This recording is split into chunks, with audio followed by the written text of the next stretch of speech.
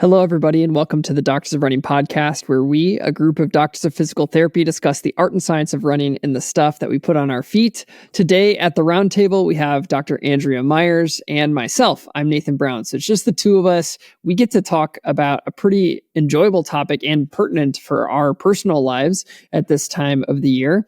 We're going to be diving in mostly into talking about what are the biggest tips that we have for really maximizing your off season. A lot of people are finishing up fall races, whether that's marathon or whether that's local 5K or competitive 5K or whatever it is. And we're kind of going into a potential off season, and then you might pick things back up in the spring. So we're bringing our top tips that we carry through with the athletes that we coach. And we're kind of bringing a coaching and physical therapist lens to how to maximize the off season. So we each have our top tips for that. And then we're going to go into other things as they pop up. But first, we always want to talk about what we've got in for testing, what we've got on our feet. So we're going to talk about that first. This segment, as always, is powered and fueled by Skratch Labs. And so if you're wanting to check out any of Skratch's, hydration or their nutrition, you can go to skratchlabs.com and you can use Doctors of Running for 20% off your first order. But Andrea, how are you doing? And what do you got on your feet? I'm doing good. We haven't recorded an episode together in a while, I think. Just the two of us. Yeah. I think we might have done like the winter running episode a few years ago. That might have been our last one. Yeah. That was a good one. We are the winter running experts here at Doctors of Running. Yes. As the two Midwesterners. Yes. So check that episode out. But we've got some exciting shoes coming in right now. I would definitely say my top that I'm enjoying testing are the new Mizuno prototype shoes, the Elite, the Pro, and the Pure. So I started getting miles on the Pro, and I've got a little over 20 miles on them. I'm really enjoying this shoe. We can't talk about specs yet, but I can just say it's definitely a stable neutral shoe for me. It's pretty light. I don't remember the weight, and I don't think we can talk about it anyway. But to me, it feels like a lighter weight Wave Flash 2. I didn't really like Flash 3 because of the heel fit. So for me, this, I think, will kind of fill the void that Flash 2 left. I've used it for like up-tempo long runs, threshold intervals, easy runs, and it definitely does best in like that up-tempo pace.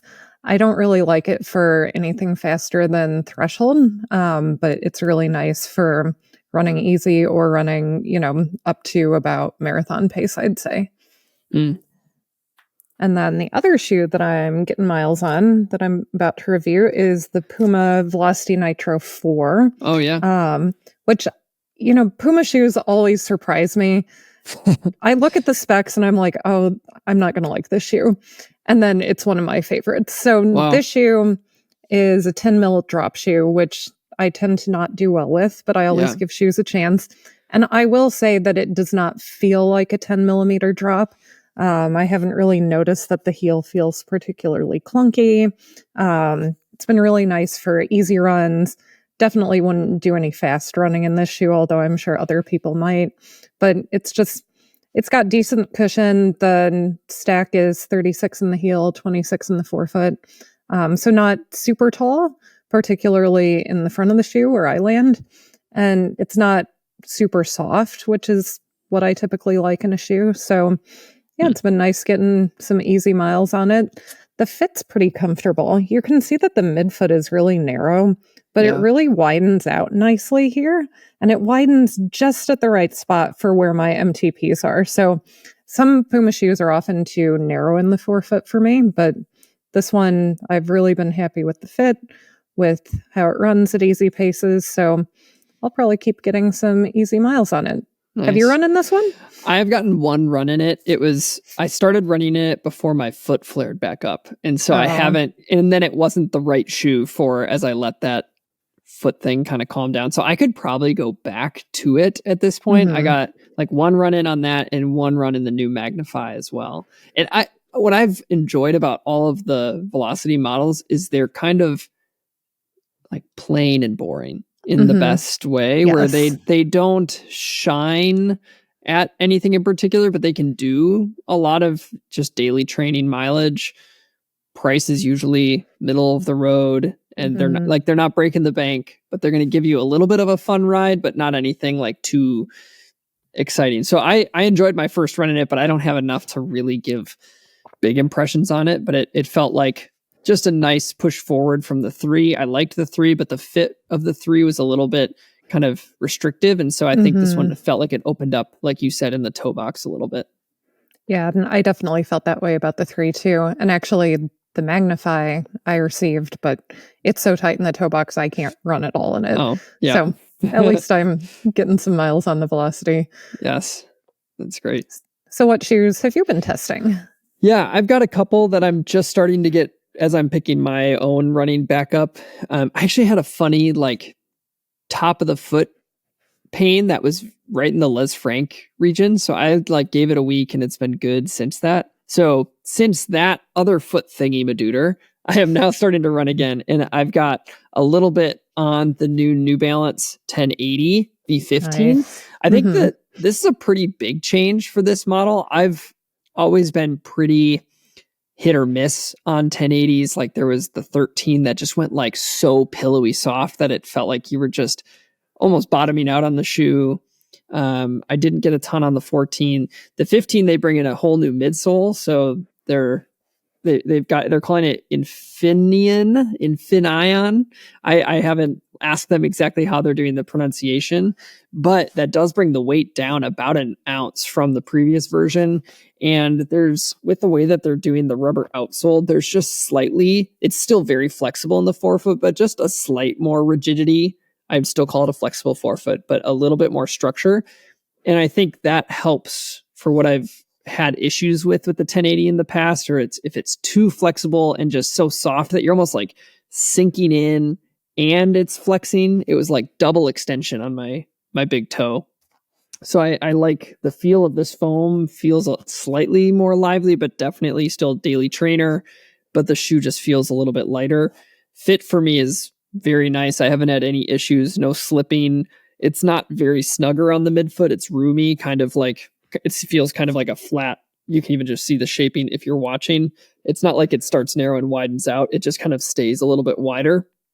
But I haven't had any slipping around in the shoe, especially for the type of running that I'm doing in it. Pretty chill running, and it's felt good.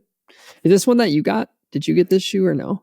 I got a UPS notification that's coming tomorrow, so I'm excited to test it. Yeah. Similarly, like what you said, I have not liked past 1080s because of both how soft the midsole is and how flexible the forefoot is. It just felt like I got nothing out of the shoe. Yes. So your description makes me even more excited to give it a try. I've got more to put on it, but I think it's for my preferences, it's a tick in the right direction. And I think just globally, I think people can get more out of this off of my first couple times in it than I could in previous versions, because they just felt so sink into it and no pushback. It just felt like you were losing everything.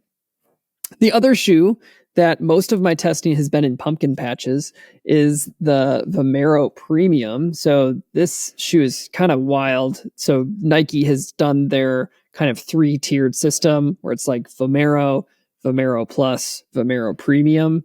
And with that premium comes a lot more fancy tech and more stack and more price. So it's a very unique shoe. You can see if you're watching that there are AirPods in the front, in the forefoot and in the rear foot. Kind of a fun little trampoline ride to it. I wouldn't want to be pushing any paces. And I think for me, having lateral ankle instability, I will not take this on anything but roads and maybe the really crushed gravel, because I feel like this is an ankle sprain factory. Even though it's got a very wide base, it's very soft and you sink into it and it has a little bit of a bounce. Obviously, with how much foam is there's also not a lot of flexibility through the forefoot. So it's kind of a trampolining, bouncy sensation. Is this one that you have, that you've tried it all yet? It just came either Thursday or Friday. I haven't gotten to run in it yet, but just walking around in it, I am excited to try it because I can definitely feel the bounce, particularly in the forefoot. The fit is great. So often with Nikes, I find the forefoot too narrow. that's definitely not the case here. So I'm excited to get some miles on it too. You can tell me what you think about this. The two shoes that popped into my head is, I wonder how similar this is going to be by the time I get all my testing in to the first, New Balance SC Trainer. Mm-hmm. And then the second one being the Mizuno Neo Vista. And just kind of that like a little bit more, I think the Neo Vista is firmer maybe, but do either of those in comparison to the Vomero, your face was like, are you kidding me?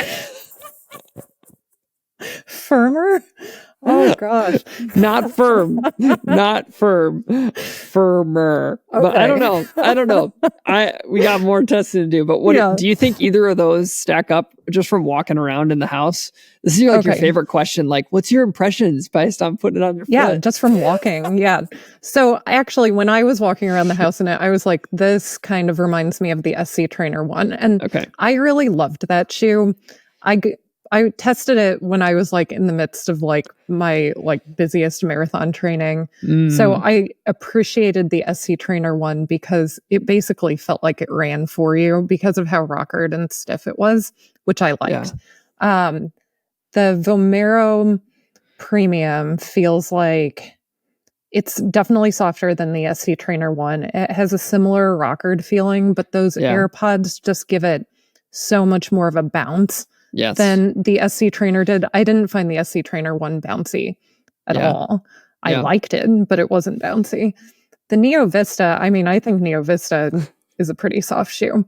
I agree with you. So I can't really say which one is softer without having actually run in the Vomero Premium.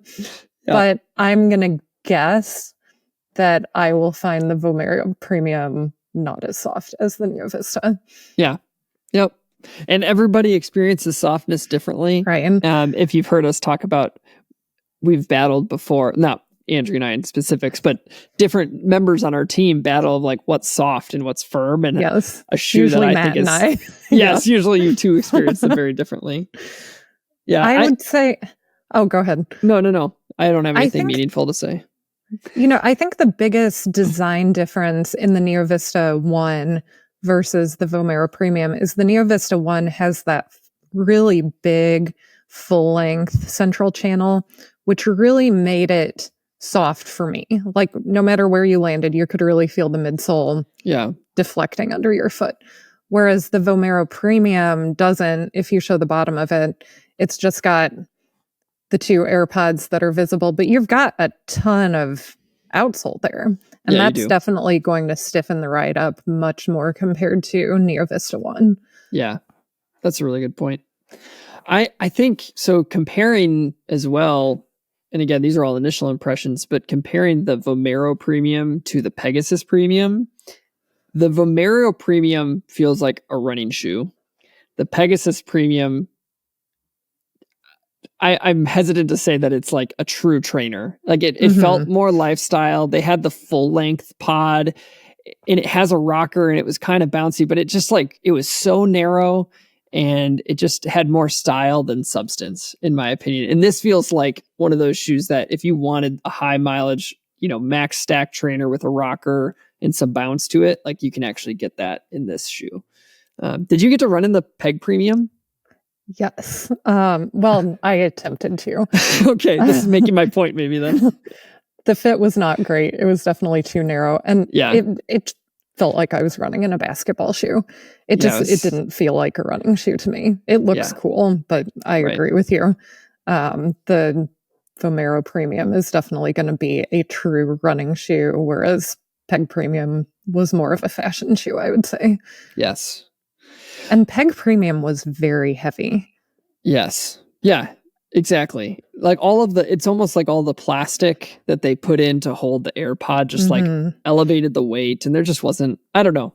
This feels like a running shoe. The Vomero Premium feels like a running shoe. The other one does not. So I'm excited to hear more what you think, having tested all the Vomeros as we go on. Because I didn't get to try the Vomero Plus, which I am selfishly interested in at some point. Might have to I didn't get many miles on that either because the fit was so different. Again, like it was one of those Nike shoes that was just too narrow in the forefoot for me. And Shoes that are too narrow in the forefoot almost always give me like plantar fascia irritation. So I'm really cautious not to push it when I start feeling that. So already I like the Vomero Premium better than the Vomero Plus. Because of the fit. Yes. Yeah. Why do you think, just to dig into that a little bit, what do you think it is about forefoot width and plantar-sided discomfort?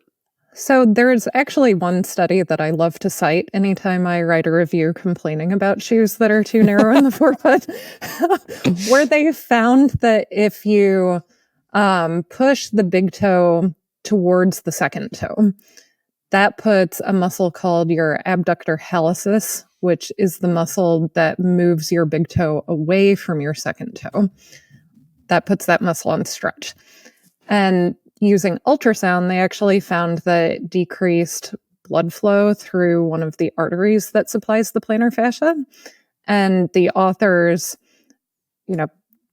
posited that that could be a mechanism in developing plantar fasciitis because we know that blood supply is definitely a contributing factor to whether or not something heals well. So it certainly held true for me that when I've tolerated shoes that are a little too narrow in the forefoot, I've definitely gotten medial heel pain. Yeah. And when I switch to shoes that actually fit me in the forefoot, that doesn't happen anymore. Yeah. I'm actually surprised there's not more research about that. So I will hold on to that one study until more comes out. Yeah. Well, how about that for a little nugget on the in for testing segment? It's good. Before we move out of this, is there anything else you want to highlight from a gear perspective that you've been using, whether that's for like the now or as I shouldn't say winter is coming because we're still smack dab in the middle of October. But yes, but winter is coming. It is coming. It's already in the 30s when I'm running in the mornings some days. So same. We're in the 20s sometimes. Yes. So. But, we'll just cling to the fact that in January, 30s and even 20s may sound warm for outdoor running. So we'll enjoy it. So Rabbit has actually sent me a fair amount of clothes in like the past month or so, and I'm really enjoying the stuff they sent. So the first thing that I want to highlight is the jacket. Oh yeah. Which is called the Momentum jacket. I have that one too. Yeah. It's got great reflective elements on the back, which I love. And I'm so glad that this jacket is a bright color. There are so many rain and wind jackets that are black. And I'm sorry, I want to be seen. I buy the most ridiculously colored clothing to run in, like this. So thank you, Rabbit, for sending me something that actually makes cars see me, because drivers are idiots.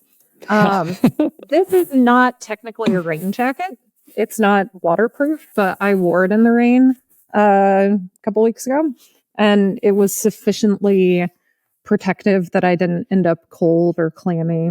Nice. What I really like about it, there's no hood. I don't like running with a hood when it's raining. I wear a hat, and I don't like the hood getting blown back when it's windy, so there's no hood on this.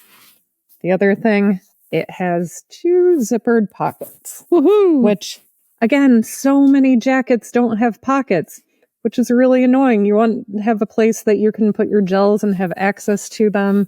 So this is a really nice jacket. I would wear it in the rain. I would probably wear it not in the rain if it was like upper 30s with like a short sleeve base layer under it. This is a really versatile jacket, I would say. Yeah, I have the same one, except mine is black, so boo on the color, but the same reflective elements exist. And it's definitely one of those like non-insulated shells that you can kind of throw over anything too. And it's a nice jacket. It is. Yeah. I like it. And then the other thing Rabbit sent that I want to highlight is they have an updated Easy Tee long sleeve. They say the fit is updated. I don't think I ever got an Easy Tee previously, so I can't say anything about like the improvement in the fit. But this is a really nice soft material. It's thin. It wicks well. I wore it on a run in like the upper 30s the other day with nothing, just sports bra under it.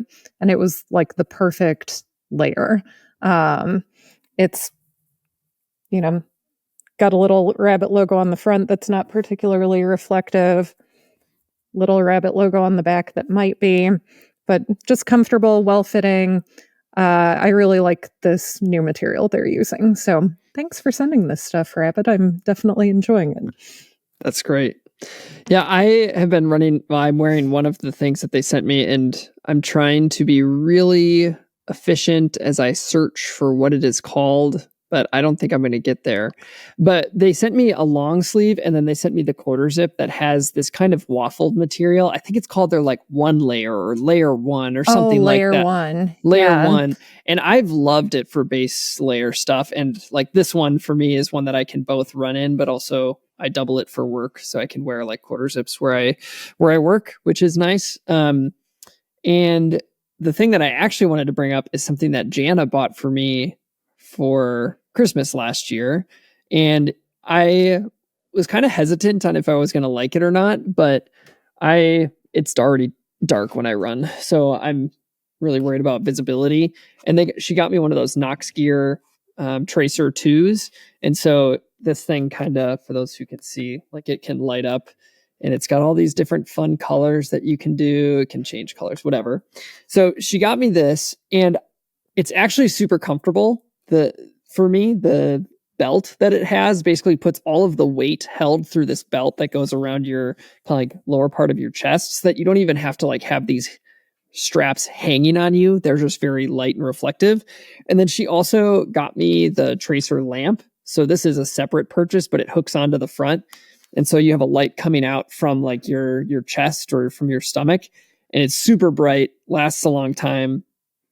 This has been my favorite. I usually get like a $20 or like $10 like just vest that I wear, but I've actually liked this a lot more for visibility for myself, being able to see with the lamp, but then also being seen. It's been great. So I'm a big fan of it. It's not cheap. Like it's probably a $70 purchase if I'm remembering right. I can actually pull that up, the price, but yes, right now it's on sale for $64.95. Normally it's more than that. I found it to be worth it, and I feel really safe out there with that on. So I also have one. Oh, you do? I bought one. I bought that before the pandemic, and it's still going strong. It's awesome. That's good. Is yours rechargeable, or do you use AAA batteries? Mine's rechargeable. Okay. The one I have is AAA battery, which I actually like, because then you don't have to worry about like the rechargeable battery ever dying. Yeah, that's true. Same. I love it. It has like 20 different color cycles you can choose. Crazy. So if you want to be like a Christmas tree or purple or green or whatever, like a rainbow colored runner, it's awesome. And it makes you so visible from all the way around, because that back thing is like a bright beacon too, as well as the belt, which is fully reflective. Yeah, it's so comfortable. I've done workouts in it. Like it is one of the best pieces of running gear that I've bought. I think it's worth saying, like, we have absolutely no affiliation with Nox Gear. No. So this is like this is like, we don't have affiliations most of the companies that we talk with about, and if we do have them, we explicitly say that we have a partnership with them. But it's just a great piece of gear. Yeah. If you're running in the dark, like, I think it's worth the investment. It totally is. Or find a friend who has one and just run with them all the time. Yes. Then you'll be good too. One other thing about that company, did you know they make dog vests like that? Yes. Peanut has one. Oh, really? Yes. Oh, I love that. It is hilarious. Oh gosh. And it definitely makes her very visible too. Oh, how's Peanut doing? The people need an update. Peanut is 15 and a half. She still has all her teeth, which is, as the vet says, is very impressive.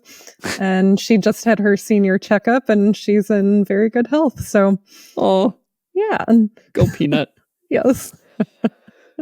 Well, that was fun. That was a very long info testing segment. We kind of went on a few tangents that hopefully were helpful, like thinking about forefoot width and why that might be worth paying attention to. I think it's important to say on that front, it doesn't need to be a marketed wide toe box, because there are plenty of toe boxes that are going to be big enough for your foot that aren't advertised as anatomic fit and stuff like that. But yeah, we went into that realm. Hopefully some of the gear that we've been using is helpful to you as we get into winter. So again, thanks to Skratch Labs for sponsoring that segment. And if you want to check out their stuff, again, the code is Doctors of Running, and you can go get 20% off your first order. Returning from running-related injuries can sometimes take a very intentional and sequential return to adding that stress back onto your body. And so it can be helpful to have some sort of system that can offload some of your body weight in order to decrease the stress on whatever tissue is recovering. As a physical therapist and personally, I have utilized the lever system to help with return to running after running-related injuries. And what's great about this system is it is completely portable, and so it can be put and connected to pretty much any treadmill within your home or at your local gym. And it's also extremely affordable. Unlike some offloading systems, which can cost tens of thousands of dollars, you get this at a significant fraction of that cost. And so if you're looking at finding a solution to help you return to running in a really smart way, go check out the Lever Movement System at levermovement.com, and you can use the code DOR20 to get 20% off your purchase. But let's get into the real topic for the day, which is looking at the off-season for runners and our top tips to maximize what you have going on, or best ways to utilize your off-season. So my first question for you as a running coach, like, what is your kind of overarching philosophy about the off-season? So not going into your specific tips, but just kind of big picture, what sort of things do you bring into that with your athletes? Yeah. So the most important thing is to actually have an off season. So many runners just keep going. They're like, oh, I took a few days off after my marathon, and then I got back into training. And that is absolutely a recipe for getting injured or getting burned out or just not progressing because you haven't actually given your body a chance to rest. Yeah. So an off season is not optional. You do actually have to take one. And of course, the thing that most runners are concerned about is like, well, I don't want to lose all my fitness by taking time off. And the whole point of an off season is actually to let your fitness decline a little bit so that then you have the capacity to work hard again to build back up to an even higher level than you were at the previous season.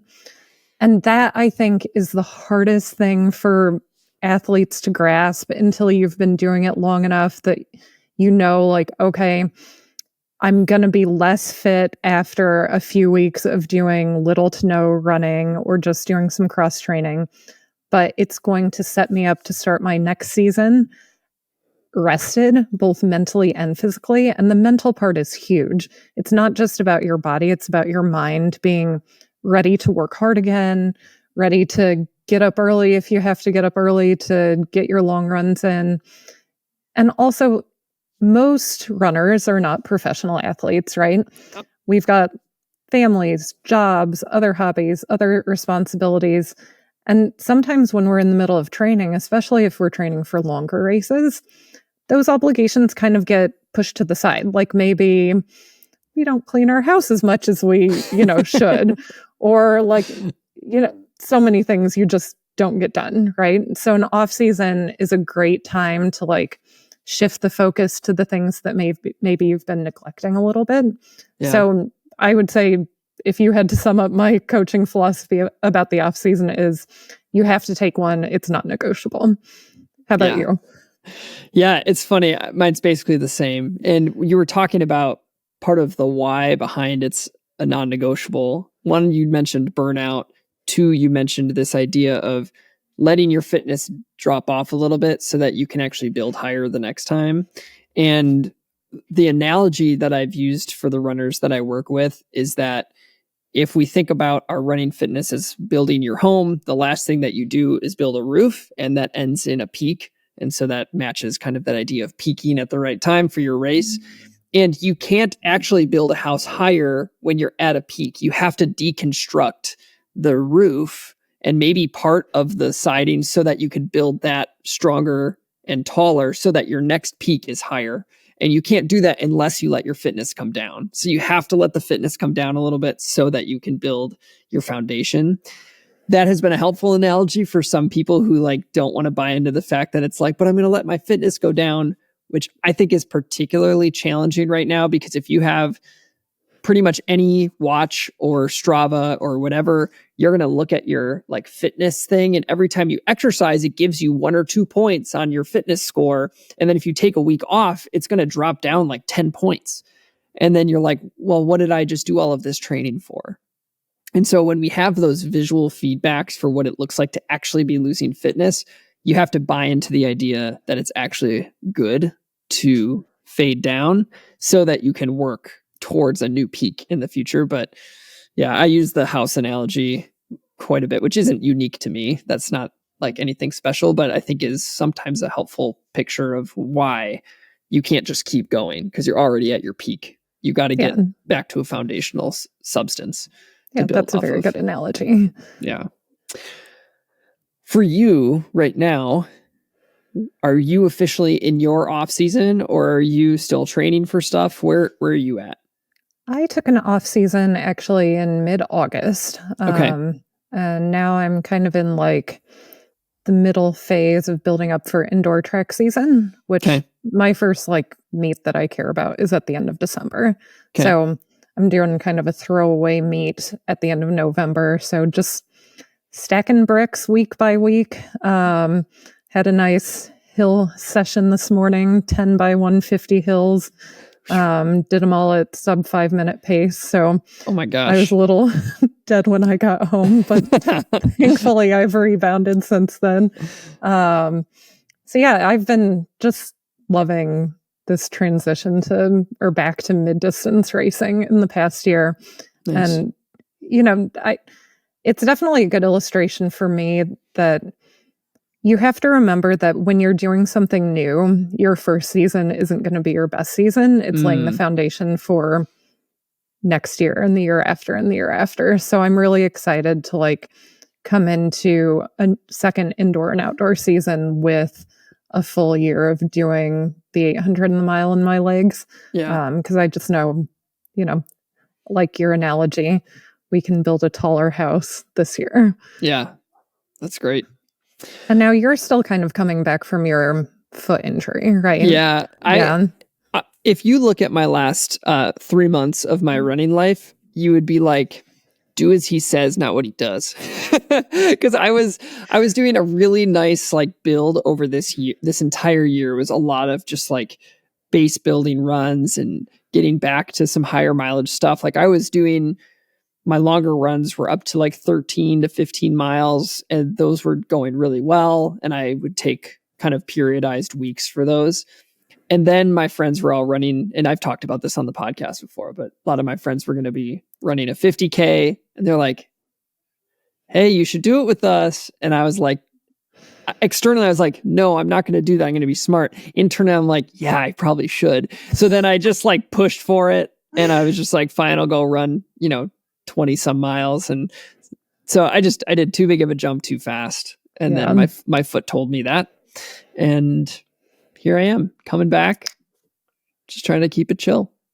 Yep. Even physical therapists make training errors at times. I just should run alone. I just, like usually I'm like people get like in community, get to know people. That's been my Achilles heel, because I can't just like be like, no, that's not what I can do today. I'm like, oh, I need to go be with my friends. Got to go do the thing. I don't want to say no to them. So I got to just Nathan's be more clown in the catch basin is a 20 miler with friends. It's not good. So yeah, I'm excited. You should hold me to this. I should have everybody hold me to this, but like, I'm excited for 2026 to just be a steady, consistent year. Yeah. Right. Hit 1,000 miles of running, no significant time off due to like injury. Cause I haven't had just niggles. I've had injuries, and I need to avoid those in 2026. And I need to keep it as my North Star, so you can hold me accountable to it. Be like, yes. Nathan, you're being dumb. Don't do it. But, so here's a question for you. Yeah. Do you have a coach? I don't right now. I should get a coach. You should get a coach. I had one. Coaches need coaches. Yes, I stopped having a coach when I started grad school. So that's 3 years ago now. And my healthiest season was when I was being coached. Right. All right, that's my action step. Yep. Get a coach for 2026. I'll do it. Yes. Now get a coach now. Get a coach now. Of course. There we go. Yeah. All right. It's on my to-do list you for this guys afternoon. Heard it here. Nathan will report back next episode. On who my coach is. Exactly. And you're not accepting new athletes, correct? I am, no. Not athletes from Stevens Point, Wisconsin, no. Dang it. My roster is full, sorry. That's all good. I said that jokingly. All right, so let's turn the spotlight off of my terrible decisions, and let's move on to how people can maximize their off seasons. So each of us came up with 3 tips, and I think we shared what they were ahead of time, and we did not overlap on any of these 3. So we're keeping them all. I think that these are actually 3 good overarching tips to help maximize the off season. So you could have 6 good ones walking out from here. No particular order, not least to most important, but what's the first thing that you have as a tip for how to maximize off season work? So number 1 advice is you actually have to take time off running. Even if you're feeling great, even if you have no injuries, no pain, you still feel like super mentally fresh. If it is your off-season time based on the races that you did and the races you're planning to do next year, then you actually need to take time off running. And how long that is depends on what you've been doing. Yeah. If you just raced a marathon, that time off running might be 4 days. If you're a really experienced runner, it might be a week. It might even be 2 weeks, depending how your training went, how your race went, and how your body and mind are feeling. Yeah. But you actually have to not run for at least 3 to 4 days. And then after that, again, depending on your athletic background, what other modes of endurance exercise you're accustomed to, you could add back in cycling or walking or hiking or the elliptical or swimming. But I think in general, it's good to take a solid 1.5 to 2 weeks off of running if you've just raced a marathon. That doesn't mean 2 weeks off of all exercise, but 2 weeks off of running. So like what I used to do when I was racing marathons is I'd take 4 to 5 days off running, off everything.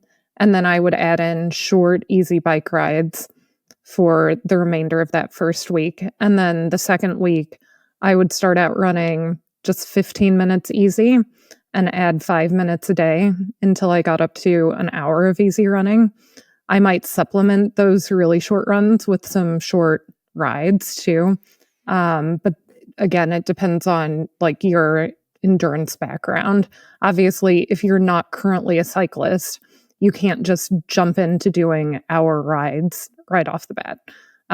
But you might do something else that your body's accustomed to, like hiking, swimming, elliptical, something like that. Yeah, that's great.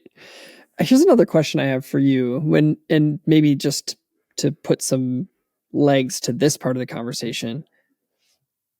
You said take a period off of running, but how long is an off season? Like, we're kind of throwing that term out there, but like, what's the short, maybe what are the parameters? Like, how short and how long can an off season be? Well, it depends. Again, off season is a really general term, right? Like, I think if you were talking to coaches, the off season would be considered shorter than like what an athlete might consider it. So I would consider an off season the time in which you're barely running. So like in my example, my off season would be 2 weeks. And then after those 2 weeks, you're entering basically a base building phase. Yeah. But to an athlete, even the base building phase is going to feel like an off season because your volume and your intensity are still going to be quite low, especially those initial weeks. Yes. So if you're going to be technical, the off season is measured in like weeks, like 2 weeks. But let's say you ran a fall marathon. Let's say you ran a marathon in October and your next big goal race for whatever reason, isn't until the summer. Like, you're not going to do a spring marathon. Yeah.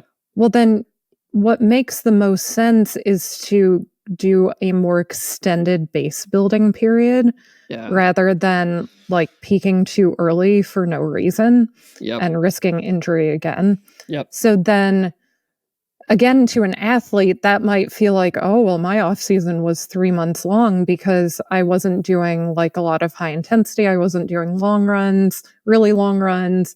I was just, kind of keeping things warm, if you will.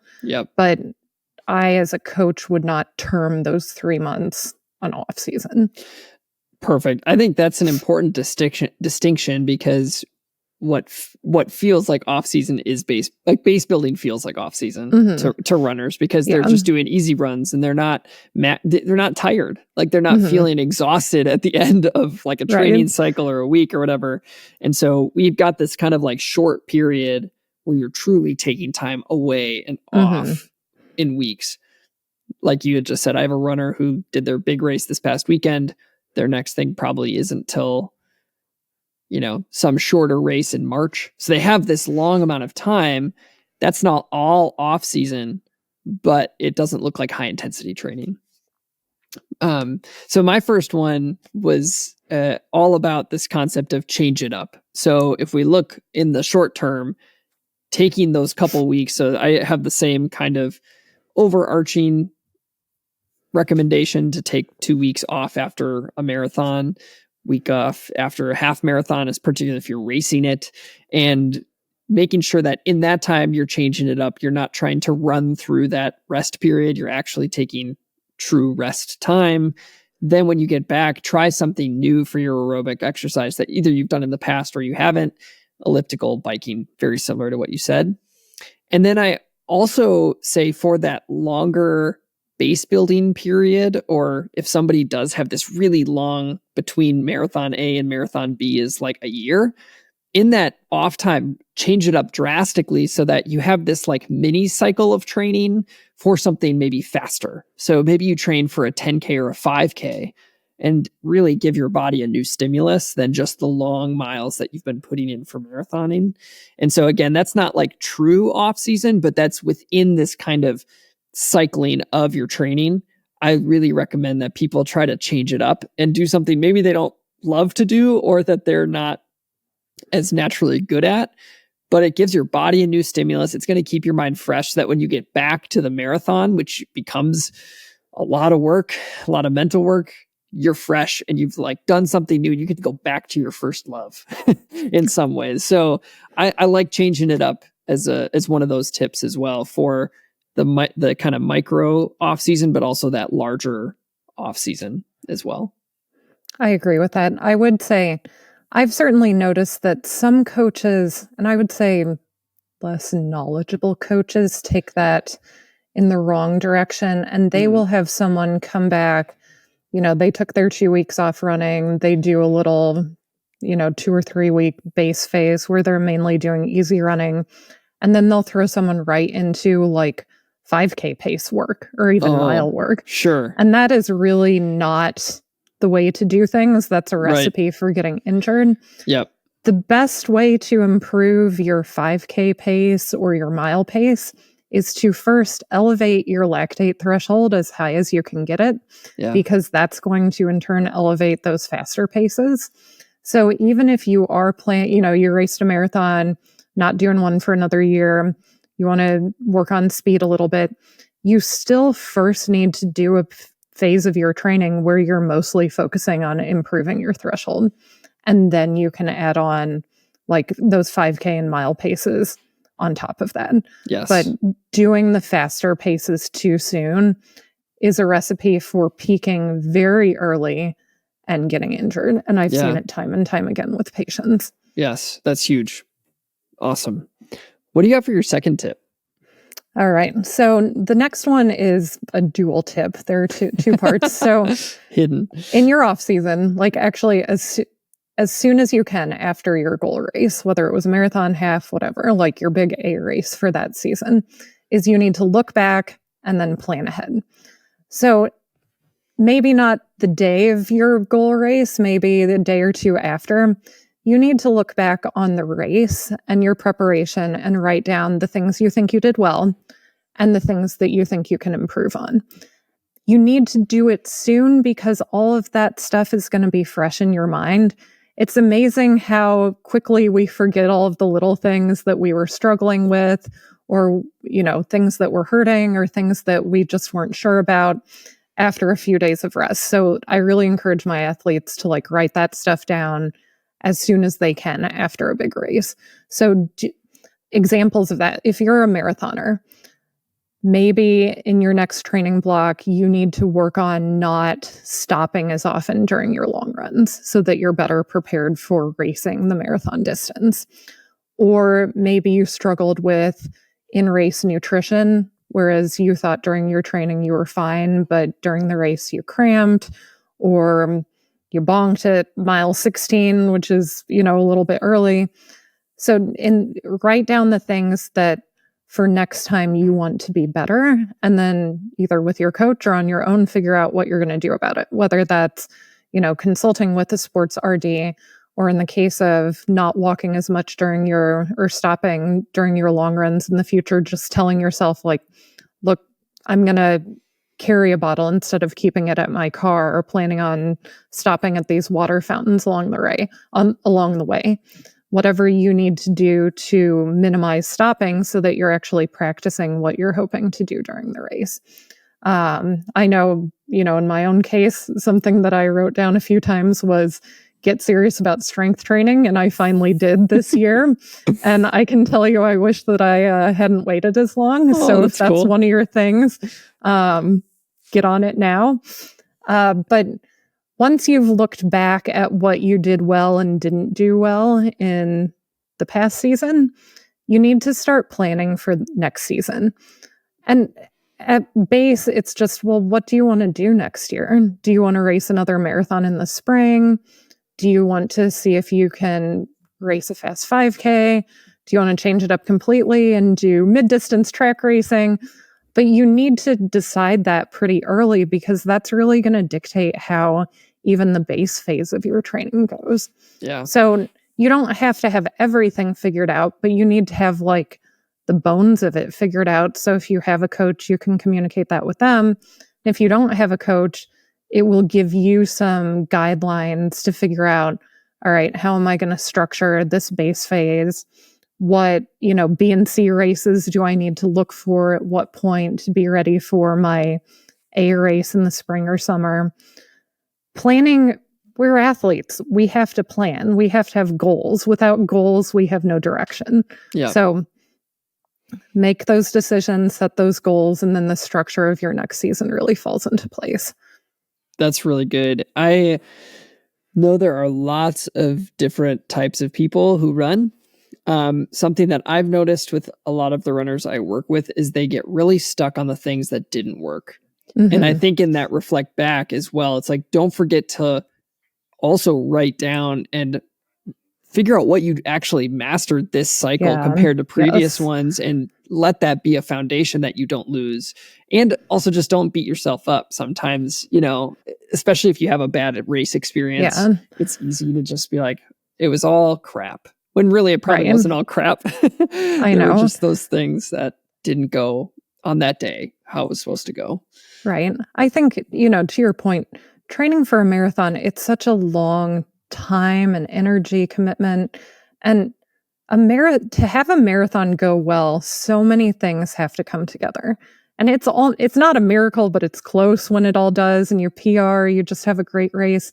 So if you don't have a great marathon, or if you don't have a great half marathon, it doesn't negate all of the great work that you did. Yep. In fact, the race is just kind of the pinnacle of all of the training that you did.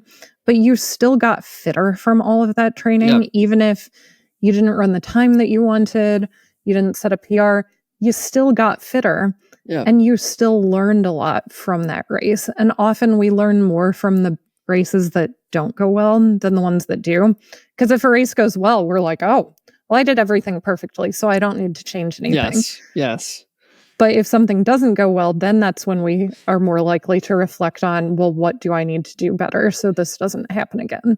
Yeah. So just Racing is about the journey, and I know that's so corny to say, but it really is. It's so true, though. Yeah. It's what coaches, every professional college coach, hopefully a lot of running coaches kind of preach, like, the process over product. Like, it's all about the process. It's not about what happens. You hope it turns out certain ways, but like, you have to perfect your process, not the and then the product is just that, a product. Absolutely. Yeah. What is your second tip? Yes. So my last two actually bleed into the that idea of plan ahead. And then this is kind of like what I would recommend planning ahead to do during your next base building phase, particularly if you're doing this part on your own. So the first one goes to something that you referenced when you thought about planning ahead and getting serious about lifting. My first one is about have a consistent weightlifting routine that ramps up, because usually, I don't know what your plans look like with coach it or with your athletes, but usually, as like for the long distance runners, as their mileage is getting really high in the workouts, their lifting starts to come down. They're not doing as much consistent lifting. And I just think that during your base building, bring that lifting back up. Like, that should be higher, more time, more weight. And just, I think what matters more is consistency over exactly what you're doing. When they try to figure out injury prevention, it's really tricky to do. But the studies that look at strength training and runners basically say the best thing is to be consistent. And if you're consistent, that gives you the best chance of injury prevention. That's oversimplified, but I think holds very, very true. And so my second tip is, like, figure out how you're going to get a consistent weightlifting routine. And this is more like the heavy, slow, type strength training, because I'm going to talk about a different type of exercise later.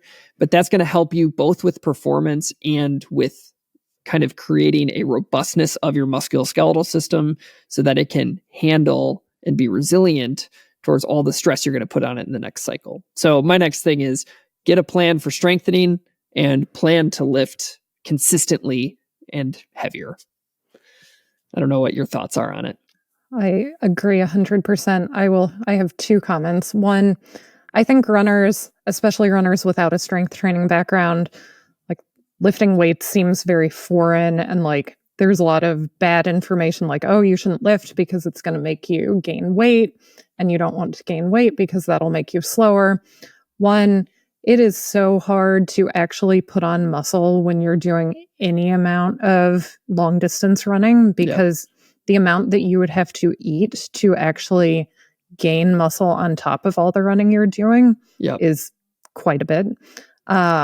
Two, the internet ruins a lot of things, and I think the internet ruins people's intentions to start a strength training program, because so many influencers try to make things seem as complicated as possible so that you will buy whatever they are selling. Strength training is not complicated. You don't need to do like these 5 magical exercises that are the top 5 exercises for runners that are really complex and you need a bunch of equipment for. It's not true. Especially if you haven't been doing any lifting, literally anything that is not no lifting is going to be better than what you're currently doing. So it doesn't have to be perfect. Perfection is the enemy of the good, right? Yeah. So just start with basic lower extremity strength exercises that you can do wherever you have access to. If it's at home, do body weight stuff. If you can go to Planet Fitness, use the machines that they have there. If you have access to like a true weightlifting gym, that's awesome. So you've got squat racks and dumbbells and barbells and everything. Then you can get more complex. But it doesn't have to be what you see on Instagram. So just keep that in mind. The second thing. Now, what was the second thing? I'm so wound up on the first thing. I do have another question for you about this. All right, ask me the question. I'll probably remember. Because I think, we talk about keeping it simple, particularly if you don't have a weightlifting background. And yet you walk into the gym and you're like, I don't know how, let's say it's just a leg press machine with selectorized weight where you can put it on a stack. It's like, how many do I do? How many? Like, there's still a lot of things to decide when you get there. Yes. Do you have like and what we don't want to do is prescribe anything to anybody because it's going to look different for you depending on your experience and where you're at. But do you have just like where would you go first? What would you do? Okay. So first, let's assume that you have a $10 a month membership to Planet Fitness or somewhere similar. The best thing you can do first is use the person who works there. It's part of your membership, and have them show you how to use the machines and how to set the machines up for your height.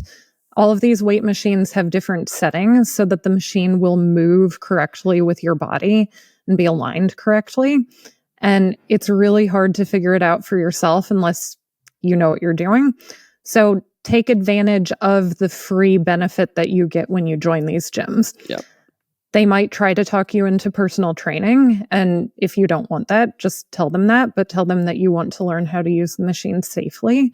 And one of the employees will do that for you. Mm-hmm. So then second, if you've never lifted and you're in your off season, I think a good basic recommendation for lower body strengthening, whether it's the leg press, the seated hamstring curl, standing calf raises, whatever, is if you choose a weight that you can lift with good form for between 8 and 12 reps, where on the final rep you're fatigued, but your form is still good, then that is the correct weight for you. And if you do 3 to 4 sets at that weight, then that is a good routine. You don't need to do 10 exercises. You can choose an exercise that targets your quads, one that targets your glutes, one that targets your hamstrings, one that targets your calves, and that could be all that you do. Yep. If you want to do more, then obviously doing some core strengthening exercises would be beneficial, as well as strengthening your upper body. Especially if you're going to try to run fast. I can tell you that lifting heavy in your upper body is very beneficial. And again, it doesn't have to be a ton. Like, choose 2 core exercises to do and choose 1 exercise for each major part of your upper body. Yeah. And I can tell you from what I have my coaching clients do that a program like that at a gym like Gold's Gym takes less than a half hour. And now I remembered what my second point was. Yes, we got there. Yes. And it does have to do with not letting perfection get in the way of the good. So when is the best time to strength train? Well, ideally, it's the same day as your hard workout, but afterwards. So if you do your hard workout in the morning, ideally, you do your strength training later that day. Reality, that's probably not going to happen for a lot of people. Yeah. And I can't do it with my schedule. So I do my very heavy strength training on my easy days the day after my workouts. Is it perfect? No. Has it worked well for me for the past year? Absolutely. And it's the only way I'm going to get it done. Because it can't happen on the days that I do my hard workouts. So figure out where you can fit it in. It doesn't have to be 3 days a week. Honestly, I can't imagine lifting 3 days a week with the training that I'm doing, plus having a job. So just, again, if you're doing nothing for strength training, literally anything more than that is going to help you. So even if you only do 1 day a week, that's better than what you're currently doing, and you will get a benefit from it. Yep. Start where you're at, not where you want to be. Exactly. And then build it up. Yeah. Yep. Okay. What do you got next? Is this your third or your second? I've lost. It is my third. You know what? Yeah. I'm going to go first then, because yours is going to be better than mine. So then we can end on yours. So I'll do my third one. And it's also in the exercise realm. And I think that this is a type of exercise that, especially for longer distance people, and especially for younger runners, are kind of imperative during that kind of building from your off season back to a base building phase. And that's like plyometric exercises. And the reasons why that these should be incorporated is, one is injury prevention, particularly for bone health. So looking at medial tibial stress syndrome, metatarsal stress fractures. This is something that's shown to help when done consistently over like 9+ months, helps with bone density along with the heavy lifting. So all these kind of lifting things in my mind are like build the foundation so that you have a more resilient system that doesn't get as easily injured. The plyometrics do not have to be crazy and they don't have to be fancy. If you have a chair in your house and you jump down from that chair 30 times on Tuesday and 35 times on Thursday, you've hit a dosage of jumping that's probably enough. Ideally, it's probably 50 each of those days, but that's not, it's 50 foot contacts with the ground 2 times a week and you're done. It's very quick, very simple. And it does not need to be fancy. I think plyometrics get even crazier on the influenzagram than even lifting does. You just got to jump down from a box or from a chair and just land.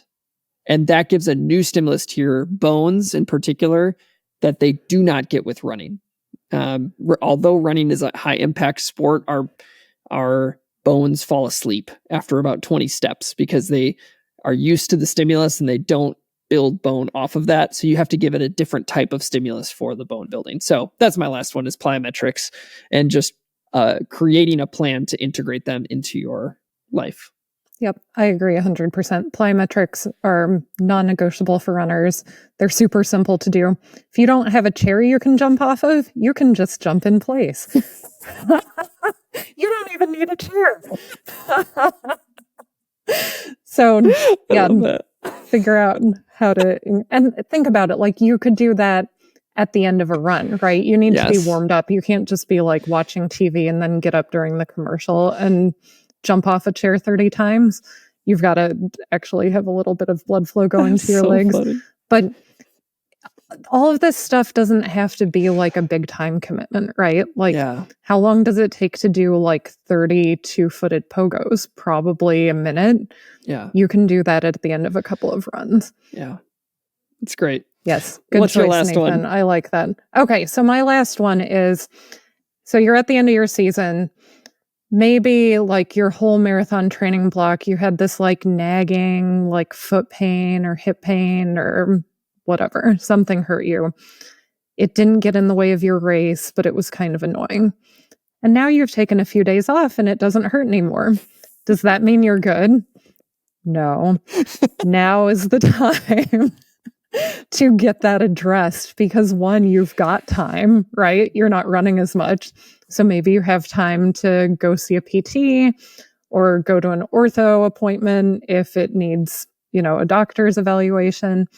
But you've got to address these little issues that came up in your last training block, because if you don't figure out why that was happening, what makes you think it's going to be gone when you resume that training load? It's probably not.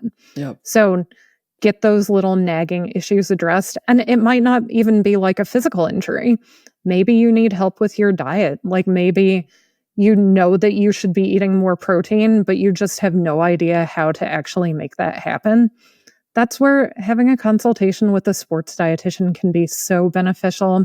And there's so many good ones who do Zoom consultations. So it's not like you have to have somebody local. You can find somebody good online. But again, you've got to make sure they're actually a registered dietitian who are certified in sports dietetics. There's so many people who call themselves like sports nutritionists who have literally zero qualification to be giving nutritional advice. So just make sure you're actually consulting with somebody who has a degree in the appropriate field. But that's my third advice. Just whatever you looked back, you identified what you did well and what didn't go well. You've planned ahead for what you want to do, but now you've got to take action in your off season to address those things. That's what we do. So at the university, we partner with the cross country team, and every semester they come in and they get a full evaluation, 3D run analysis, strength, mobility, functional movement. That's great. And what's a hard turning point for both the students who are doing the evaluations, but even the runners, is they'll ask a question, their subjective exam, be like, hey, have you had any injuries this year? And the runner answers no.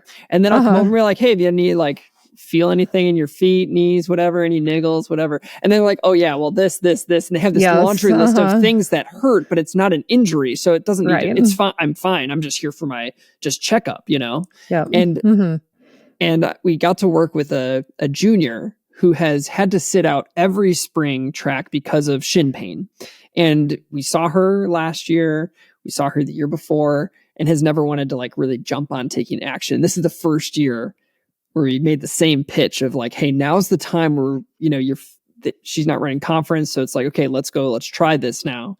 And it's the time. You can figure out what is that thing or those multiple things that are continually contributing to it. And it's not always the things that we test in the running clinic. Like you said, maybe it's something within nutrition that's just amiss.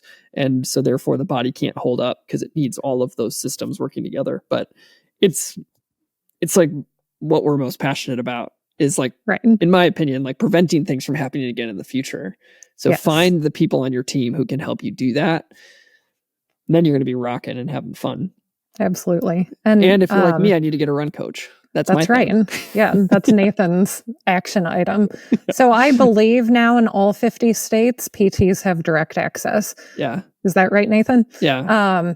So what that means is you do not need a prescription from a doctor to be evaluated by a physical therapist. Yeah. Now, your health insurance may require you to get a prescription, and you can easily find that out by going on your health insurance website.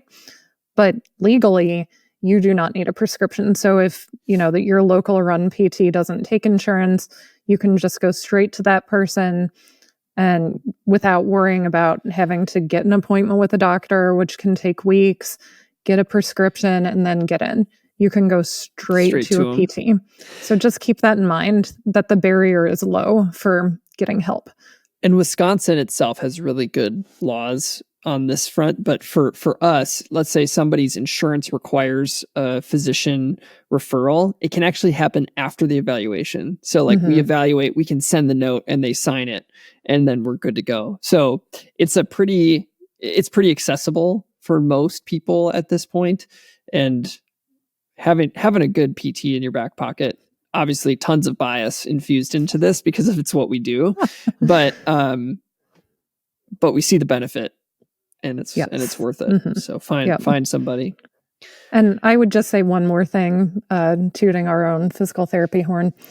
If you've been to PT in the past where your PT spent like 5 minutes with you and then turned you over to like a tech or an aide to do exercises, that is not what quality physical therapy is. Yeah. So if that's your only experience with PT, there are many good PTs who will not do that to you. They will actually spend your entire session one-on-one with you.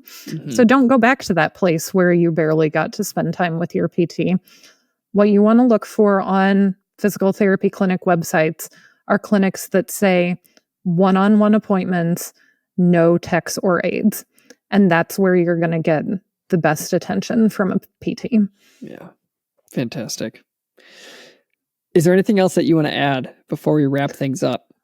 I think we're good. Great. I mean, I think we could probably talk for a couple more hours about I just looked up and I was training. Like, we're at an hour 7. What the heck happened? I know. But, well, thank you to everybody for joining with us in this conversation. Andrea, it's always fun when we get to so Andrea's bedtime and my post-kid to bedtime like line up. So we just never get to usually match up. So this was a day I could switch my schedule around, so we got to hang out. So I always enjoy getting to chat with you and learn from you on this kind of Nathan. stuff. So, and maybe if I bug you enough, I can get into your coaching team. I'm just kidding. I won't do that. But if you have more questions for us at Doctors of Running, you can reach out to us at doctorsofrunning@gmail.com, and we will either be able to answer your question or more likely throw it into one of our mailbag episodes where we keep talking about all of the stuff that you all want to hear our perspectives on. So thanks again for joining us.